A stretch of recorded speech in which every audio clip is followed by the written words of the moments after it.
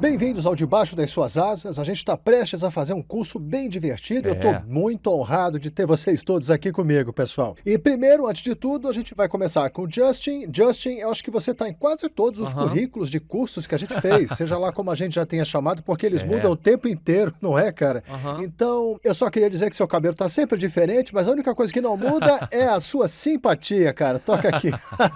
Então, vamos lá. Você estava me dizendo que é líder de adoração e que um dos caras da sua equipe estava fazendo esse mesmo curso e que ele e a esposa iam se divorciar. Depois do curso, eles se reconciliaram. Olha que É. legal. Um testemunho dado Uhum. bem antes da gente começar é muito legal, não é, pessoal? É. E a gente também tem a Abby. A Abby, olha, tão bom ter você, Abby. Abby é de Obrigada. Minnesota, é uma moça muito bonita e eu vou dizer que os meus filhos e a minha nora adoram essa mulher. Ela é parte da nossa família praticamente. Obrigada. E a Sara, que é uma guerreira, um privilégio ter ela aqui. Obrigada. Ela que ajudou a gente demais com a nossa área de marketing. E é muito bom ter você na Obrigada. equipe de mensageiros. E temos ali também o Kenny, que é um parceiro fiel. É muito bom ter você aqui. Esse estilo Van Diesel ficou muito legal, cara. Ah, é Só muito que você tem chato, barba, né? então ficou melhor do que ele. Eu não mudo meu cabelo com muita frequência. É muito bom ter você aqui. Vamos começar.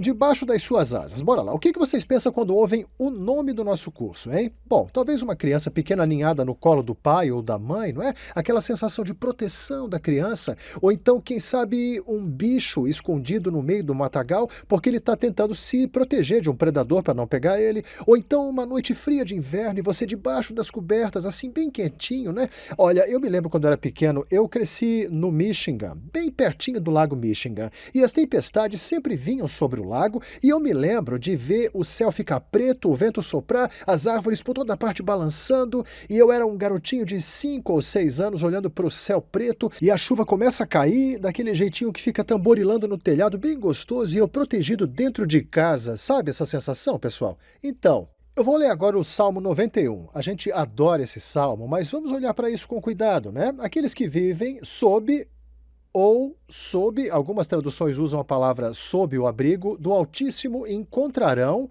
olha só os benefícios aqui, prestem atenção, descanso, refúgio, um lugar de segurança, resgatado de todas as armadilhas e protegido de doenças mortais. O mal não te tocará, não é? Então, olha só, isso é uma tonelada de promessas, não é, pessoal? Mas, veja, a coisa que eu quero destacar aqui é que ele diz que, não diz todos que vivem sob, ele diz aqueles que. Então, o que esse curso trata é uma jornada para descobrir quem está sob o abrigo do Todo-Poderoso. Vocês entendem? Agora, então, olha, antes da gente dizer quem é, vamos apenas resumir esses benefícios que estão aqui na tela, tá?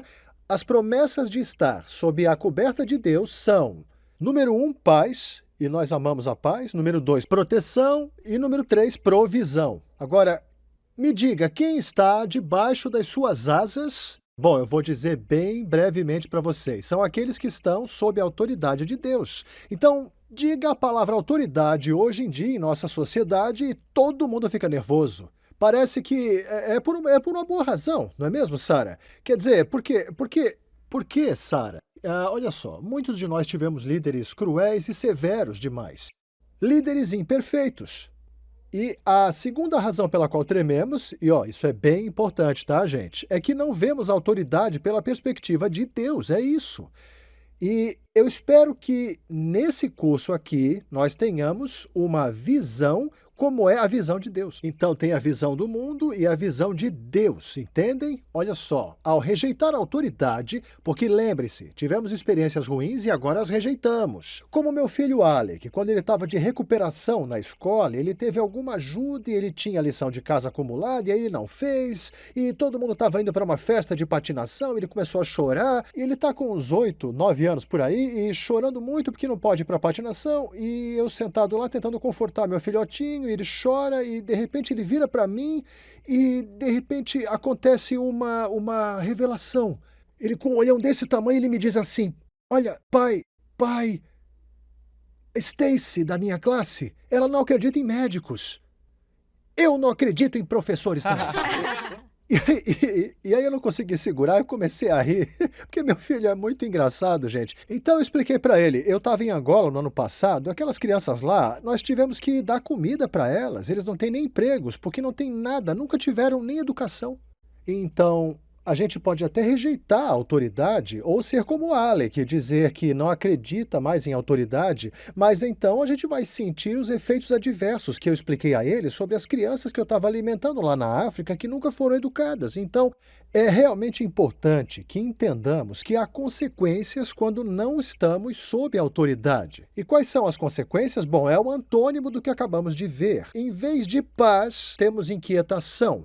E temos medo, temos ansiedade em vez de proteção. Estamos vulneráveis. E em vez de provisão, temos falta de todos os aspectos da vida. Então, deixa eu dizer uma coisa para vocês, gente. Se alguém aqui nesse curso, não quer provisão, paz e proteção, porque se você quer ter inquietação, medo, ansiedade, vulnerabilidade, falta em todas as áreas da sua vida, por favor, para de assistir, porque esse curso não é para você, tá bom? Não é realmente para você. Então, vamos continuar? Eu tenho um enorme desafio diante de mim, gente. E qual é o desafio? Ensinar autoridade a uma sociedade que não gosta de nós. Autoridade, não é? Então, deixa eu falar uma coisa.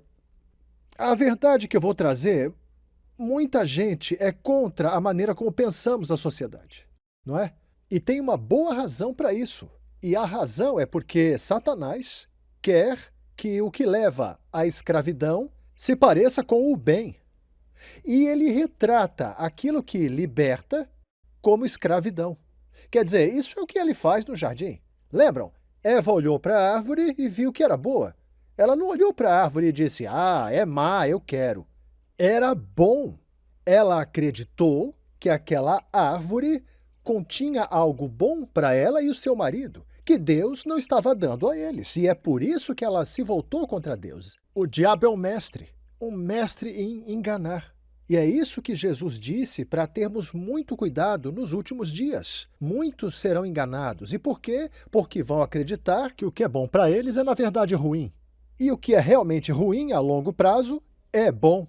Então, como é que isso se aplica especificamente nesse curso? Bom, gente, eu vou explicar direitinho. Quero que anotem, tá legal? Existe liberdade na submissão. Agora, isso vai totalmente contra a lógica natural da coisa, não é verdade? E você vai ver até o final desse curso, pessoal, que de verdade tem liberdade na submissão e escravidão na desobediência. Olha só, isso está totalmente contra a maneira como a gente pensa, né? A gente pensa que se não se submeter, eu fico livre, mas se você não se submeter, você é um escravo. Um escravo a longo prazo. Isso é verdade, porque eu estive em mais de 60 nações, pessoal. Eu estive em 49 estados, em 35 anos de conferências e em viagens ao redor do mundo e descobri que isso é totalmente verdade mesmo. As pessoas mais difíceis de ensinar as verdades cristãs são os cristãos do Ocidente. Vocês acreditam nisso? Tem uma razão para isso acontecer. É porque nós somos um povo tentando entender os princípios do reino com uma mentalidade democrática. Sim, agora o reino de Deus não é uma democracia, não. A democracia é ótima para os Estados Unidos, tá bom? Funciona. Mas, se você tentar se relacionar com Deus com uma mentalidade democrática, você e Deus não vão se conectar, gente. Ele é um rei, não é? Ele é um rei de verdade. Não um monarca figurativo, como acontece na Inglaterra, não. Ele é um rei mesmo, para valer. Ele é puro amor, mas é um rei. E então, ele tem uma hierarquia, uma ordem e autoridade. E olha, é difícil demais, é super difícil entender os princípios do rei quando você tem uma mentalidade democrática. Então olha Samuel. Quando Israel, todo mundo fazia o que era certo de coração, lembram? Aí veio um rei, e o nome dele era Saul. E aí o profeta Samuel, sabe o que ele fez? Ele teve que ensinar o povo sobre o reino, sobre ter um monarca. E é isso que temos que fazer quando somos criados em uma sociedade democrática. Somos treinados a pensar desse jeito. Mas se a gente age assim, a gente não se conecta com Deus. E eu não sei vocês, mas a única coisa que eu não quero é não sentir que estou conectado com o verdadeiro Jesus Cristo. Não é? Vocês estão entendendo o que eu quero dizer? Então, tem muitas pessoas, Jesus disse, muitas, uma multidão delas, vão dizer que pregamos em seu nome, fizemos coisas maravilhosas em seu nome. E ele vai dizer, eu nunca te conheci, cara. Você inventou um Jesus que não sou eu. Sei lá quem é você. Então, Romanos 13:1. Vamos olhar para essa escritura. Toda autoridade vem de Deus. Agora, bora olhar isso aqui, vamos pensar sobre isso aqui. A autoridade vem de Deus. se você encontrar Deus, você encontra a autoridade, porque Ele é a fonte de toda a autoridade. Mostra uma pessoa que não reconhece a autoridade, que resiste e rejeita a autoridade, e essa é uma pessoa que não encontrou Deus. Porque Deus e sua autoridade são inseparáveis. Você precisa de autoridade, precisa de Deus.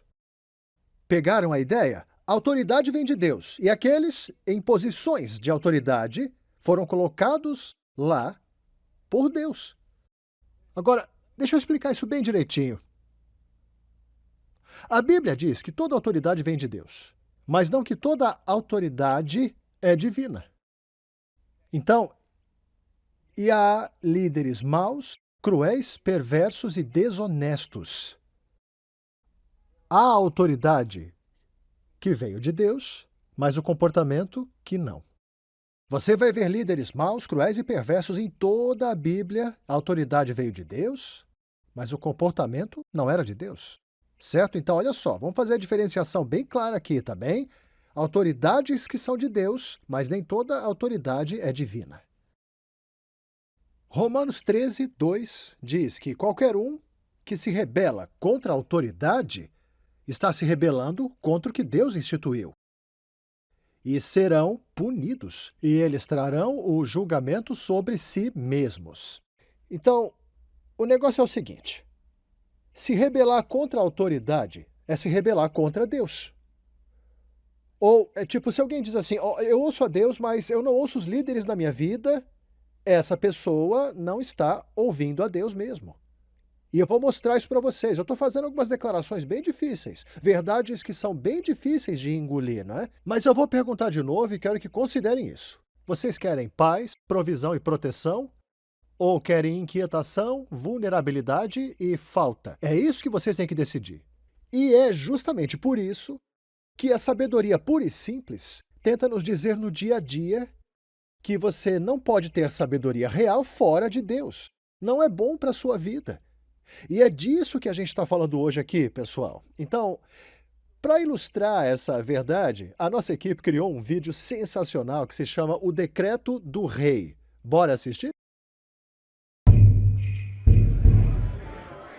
Bom povo, estamos aqui para celebrar nossa vitória sobre o Império Saxton!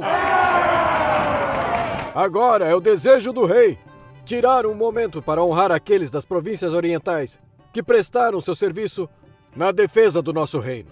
Por sua lealdade e fidelidade, todos aqueles que lutaram receberão 5 ovelhas para o seu rebanho. Mas, espera, o quê? Só eles? Por que não todo mundo? Isso não parece... Quem é esse que desafia o rei? Espere, podemos ouvir o que o garoto tem a dizer. Obrigado, Vossa Alteza. Oi, pessoal, meu nome é Tristão, eu sou meio novo por aqui, mas eu adoro fazer parte desse reino e vencer, certo? Isso, vencer. Meu rei, por que não dar algumas ovelhas para as províncias que não apareceram? Eles escolheram não aparecer. Mas e se eles precisarem de mais ovelhas do que nós? Vamos focar no assunto em questão. Eu só sinto que não estamos tratando todos de forma igual. Embora tenhamos vencido esta batalha, o Império Saxão está lá fora. E eu garanto que eles estão planejando sua retaliação. Para proteger este reino, chegou ao meu conhecimento que certas atividades destrutivas do reino oposto se infiltraram e estão ameaçando a própria fundação do nosso reino. Por causa disso, decreto que tais paixões sejam proibidas dentro destas muralhas. Uou, não. Espera só um pouquinho, só um minutinho. Dá uma licença, minha filha. O que, meu rei? Você não pode estar falando sério. Você está pedindo para controlar essas paixões? Isso não é um pouco demais, não? Quer dizer, pessoal, se notarmos, todos os reinos estão fazendo isso. Pois é. Na verdade, eu tenho rolado pelo Insta Scrolls recentemente e eu notei que leis como estas não estão recebendo muitos likes. Então, pessoal, vamos deixar as pessoas terem suas paixões. Dê a eles o que eles querem. Nosso rei não é tão volúvel. A lei estabelece que qualquer um que pratique tais paixões imorais deve ser banido deste reino. Banido. Realmente, Lance. Você tá brincando comigo? Nosso rei é bom, ele não ia fazer um decreto assim. Onde é que tá escrito isso?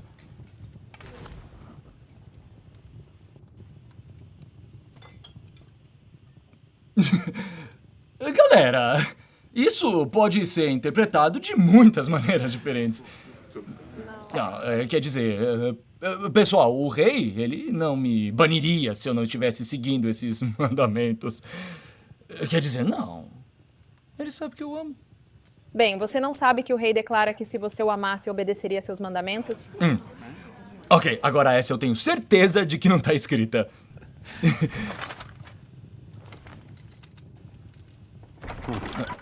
Não, gente, quer dizer, povo. Meu senhor. Amigos, súditos leais, a hora é agora. Os saxões se reúnem para atacar. Preparem-se para a batalha. Hoje terminamos esta guerra. Não, espera aí um pouquinho, Sua Majestade. Você não pode estar falando sério, certo? Você está me pedindo, não, desculpe, nos pedindo para irmos para uma batalha? Não tema, jovem Tristão. Pois você estará bem protegido e equipado para o que deve enfrentar. E eu irei com você. É que eu não vou ser lá muito popular com os saxons se eles me virem num campo de batalha. Tenha coragem, filho. Não peço mais de você do que peço de qualquer outra pessoa. Mas só de você me expor assim, isso não é justo. Quer dizer, sabe o que eu acho? Eu tenho uma ideia. Vamos fazer uma votação. Você quer que votemos? Ou, e se a gente se comprometesse? E se realmente nós adotássemos as suas crenças e tornássemos parte das nossas crenças? Quer dizer, todos estão sempre certos, ninguém nunca está errado, tá aí uma coisa que eu posso aceitar. Já chega! Eu coloquei essas leis em vigor para proteger este reino e meu povo. Removam-no. Espere, o quê? Não, espere. Rei, não, por favor, espere. Tempo, eu ouvi dizer que você é um bom rei, ok? E você não me baniria, porque você também é o meu rei. Eu não sou o seu rei, porque eu não sou sua autoridade. Você só serve a si mesmo. Este homem não faz parte deste reino. Não, por favor, espere, me escute, vocês não... Isso realmente não é democrático. Essas leis são ridículas e sabe o que eu acho? Que devemos fazer uma marcha. Você não se importa de verdade com a gente, você sabe disso. Não, você não pode me banir. Rei, você não pode me banir. Rei! Hoje terminamos esta guerra sem nenhuma baixa do nosso lado. Agora vão, preparem a glória!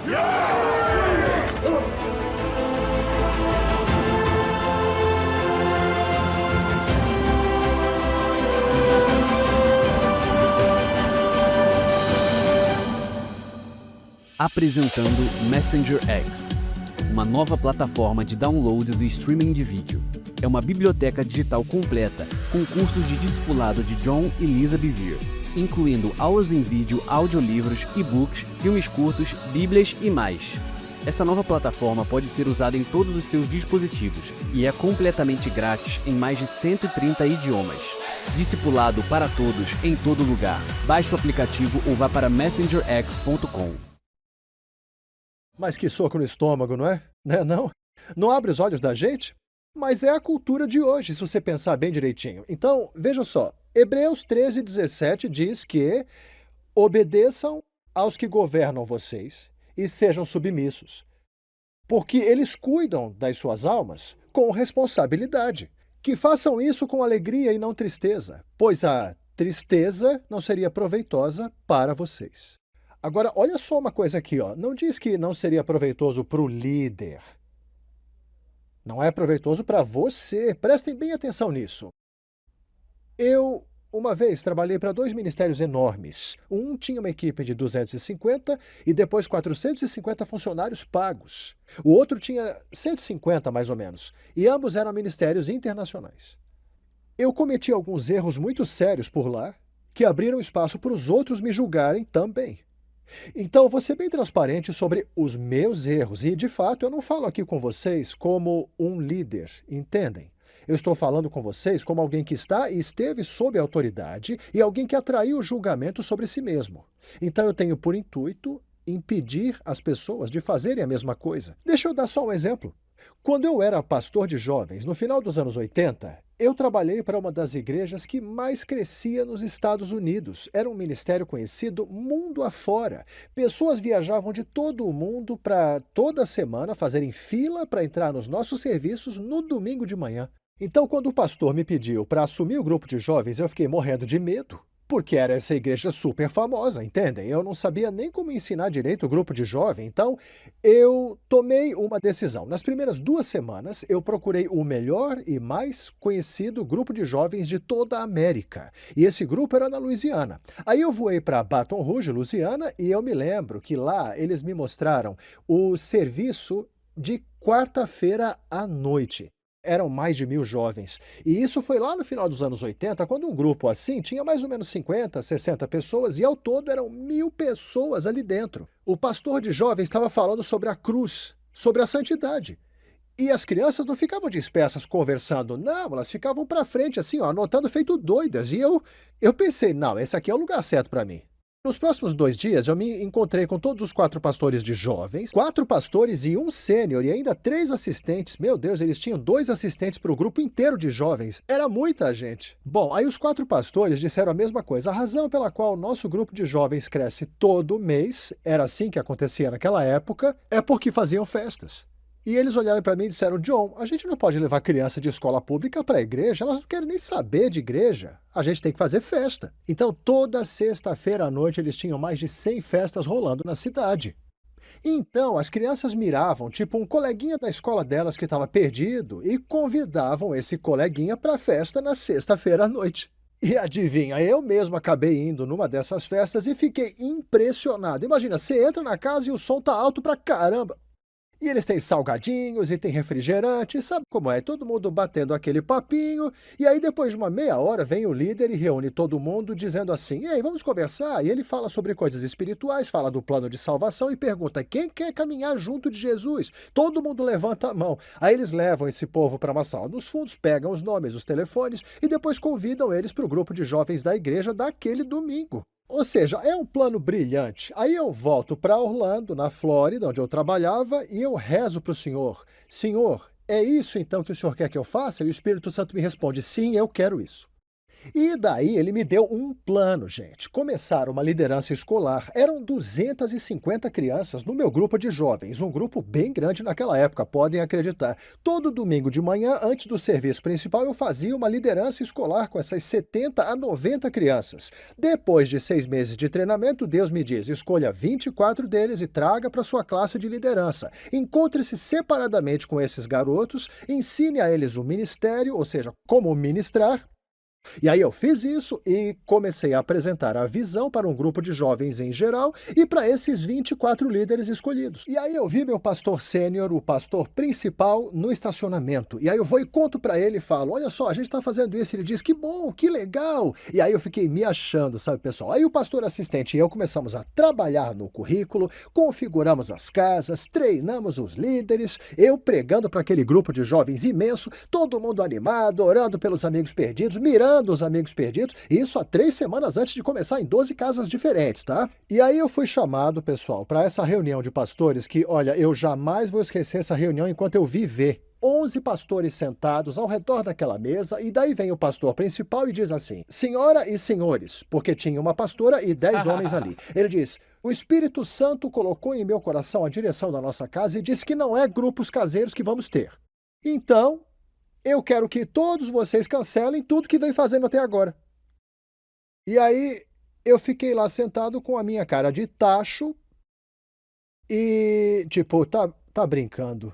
Isso não tá acontecendo. E aí eu pensei um minuto, peraí, pastor de casais, pastor de idosos, o pastor de solteiros, porque eu sou pastor de jovens, né? Os solteiros eram os mais antigos, todos tinham grupos de cuidado, mas o nosso não, o nosso era o grupo evangelístico. Eu contei para ele no estacionamento e ele estava todo animado, vai ver que ele quis dizer o grupo de cuidado e não o nosso. Eu levanto a mão então e pergunto, pastor, o senhor não quer dizer o grupo de jovens? O grupo de jovens, o senhor quer dizer não, né? A gente tá tudo certo com a gente, porque a gente faz festas. E ele disse, John, não, o Espírito Santo colocou no meu coração que não tem que ter grupo caseiro. E eu, peraí, pastor, Eu voei para aquela igreja na Louisiana, eles são o maior grupo de jovens nos Estados Unidos, eles não conseguem levar criança da escola para a igreja, eles não querem ir, mas na Louisiana eles vão às festas, eles estão crescendo a olhos vistos. Eu disse, não conseguimos levar crianças das nossas escolas para as nossas igrejas. Não dá porque as crianças não querem saber nem de uma coisa nem de outra, mas eu consigo com as festas. John, o Espírito Santo me disse que a direção da nossa igreja não é ter grupos caseiros. Pastor, mas eu não consigo levar essas crianças da escola para a igreja. Eu disse, nós vamos ganhar milhares de jovens para o Senhor lá em Orlando.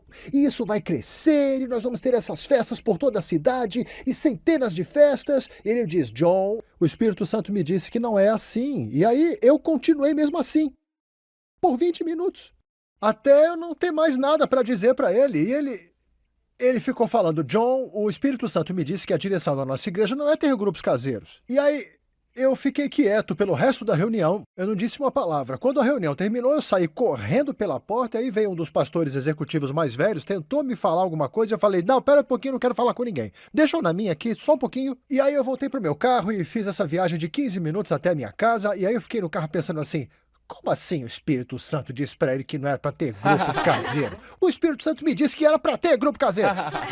E eu já tô nessa faz 8 meses, é toda a visão do grupo de jovens, poxa vida. A gente não consegue levar as crianças da escola pra igreja, tem essas festas, ele tá impedindo as crianças de serem salvas. E aí eu fiquei com essa energia ruim e fui o caminho todo assim, e quando eu cheguei em casa, a minha esposa e os meus filhos me disseram, pai, você devia ter sido advogado, mas enfim.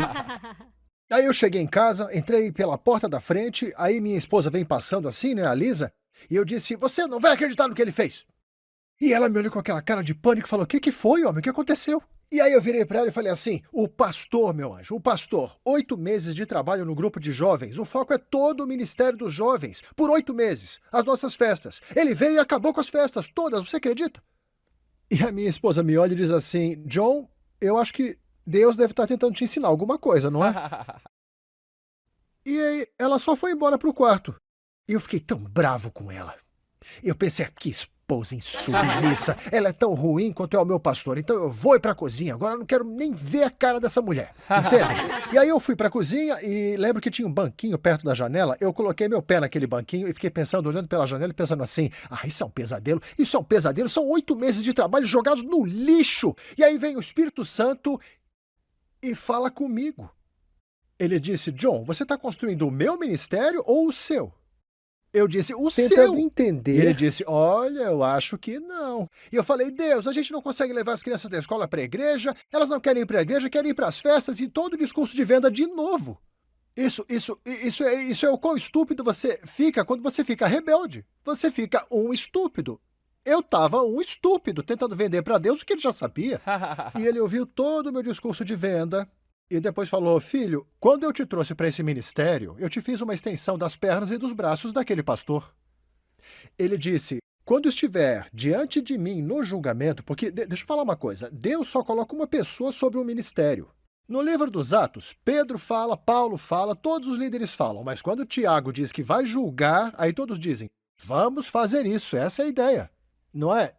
Aí Deus me disse que quando eu estivesse diante dele no julgamento, pelo tempo que eu estive diante da igreja dele, eu não seria julgado por quantos jovens de Orlando eu levei até ele, não, viu? E sim pelo quão fiel eu fui ao cara que ele colocou para me comandar. E aí eu fiquei quieto e ele disse, olha, eu nunca vou esquecer disso enquanto eu viver, ele disse, filho, você pode ganhar todos os estudantes do ensino médio para o senhor em Orlando, e ainda assim estar diante de mim no julgamento final e perder todo o crédito por causa da sua desobediência ao pastor que estava lá. Eu estou tremendo agora. E ele disse, filho, se você continuar... Eu vi essa divisão, gente. Ele disse, se você continuar do jeito que está indo, você vai dividir o grupo da jovem igreja. Foi quando eu aprendi mais tarde de onde vinha a palavra divisão. O prefixo dei quer dizer duas visões. Eu corri para o telefone, liguei para o pastor sênior. Em vez da esposa ou dos filhos, quem atendeu foi ele mesmo. E eu disse, pastor, aqui é o John Bevere. Deus lidou com meu coração, eu estou rebelde contra Deus, fui rebelde contra você. Eu sinto muito ter argumentado por 20 minutos sobre uma coisa que você não queria, então eu vou cancelar os grupos. Ele disse, que bom, John, que bom, amo você demais, que bom. Ele desligou e sabia que eu tinha passado por um tormento. Então, quando eu desliguei o telefone, o Espírito Santo vem e me diz, como você vai compartilhar isso com os 24 líderes no domingo? E aí eu tive uma visão. Eu me vi entrando naquele lugar, diante dos 24 líderes, e arrastando meus pés, minha voz bem monótona e pesada, e eu dizendo, pessoal, desculpem pelos 8 meses de trabalho jogados fora, mas o pastor cancelou as festas todas. E na minha visão, eu imaginava eles fazendo assim, você tá brincando comigo? Bem bravos assim. E sabe com quem estavam bravos?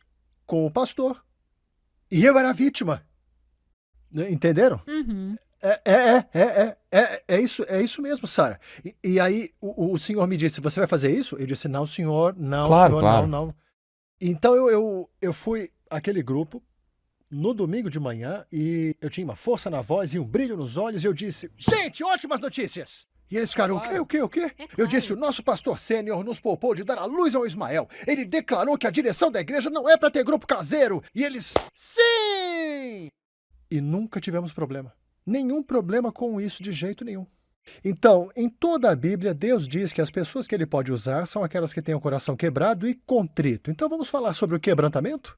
Sempre que pensamos que uma pessoa está quebrada, foi quando passou por um desastre, tipo, estou acidentado. Isso não é quebrado, isso é acidentado. Imagina um cavalo. Você pode ter um cavalo talentoso, o mais rápido, o mais forte, ele pula mais alto do que qualquer outro cavalo no estábulo, mas quando chega a hora da guerra, ele fica no estábulo e os cavalos menos talentosos, menos fortes é que vão para a batalha. E por quê? Porque eles estão quebrados e ele não está quebrado. O quebrantamento lida com quando o cavaleiro monta aquele cavalo no fogo das armas, sob canhões ou sob espadas, aquele cavalo faz exatamente o que sua natureza não faria. Ele cavalga direto ao fogo das armas e nem se move, exceto ao comando do seu cavaleiro, o seu mestre, completamente submisso à autoridade. E sabe o que é incrível? Você não tem que olhar para um soldado e dizer, soldado, você tem que lutar pelo seu país. Se não lutar pelo seu país, você perde sua fazenda, perde suas terras, perde o que seus pais passaram para você. Não tem que olhar para o cavalo e dizer, cavalo, se não for para a batalha, você perde seus estábulos, perde os seus campos que a sua mãe... Todo o feno se foi. Não tem que fazer isso. E por quê? Porque ele está quebrado. E essa experiência que eu passei lá em Orlando, se não tivesse acontecido comigo, vocês jamais teriam ouvido falar de nenhum livro meu. E jamais teriam ouvido eu discursar. Olha, deixa eu falar para vocês, pode ser até que eu tivesse cancelado os grupos caseiros de qualquer maneira. Porque eu não teria escolha. Eu teria feito com atitude.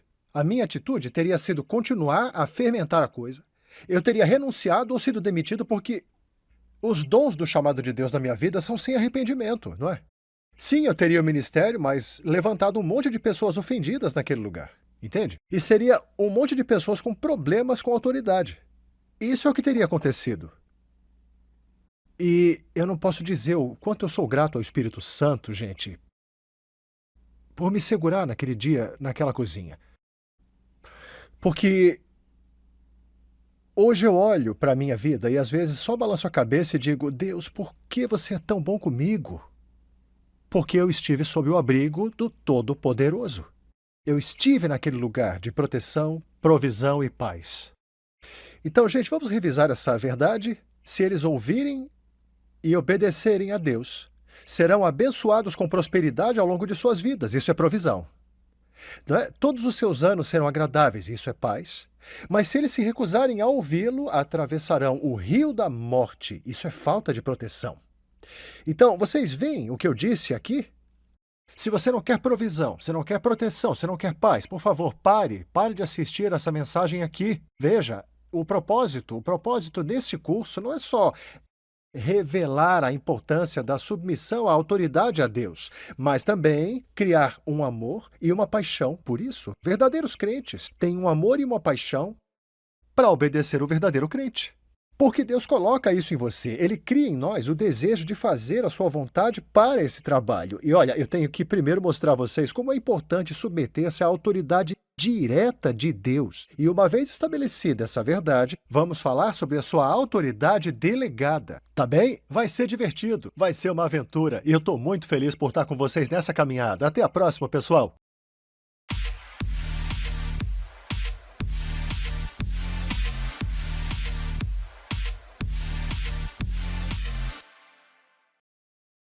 Apresentando Messenger X, uma nova plataforma de downloads e streaming de vídeo. É uma biblioteca digital completa com cursos de discipulado de John e Lisa Bevere, incluindo aulas em vídeo, audiolivros, e-books, filmes curtos, bíblias e mais. Essa nova plataforma pode ser usada em todos os seus dispositivos e é completamente grátis em mais de 130 idiomas. Discipulado para todos em todo lugar. Baixe o aplicativo ou vá para messengerx.com.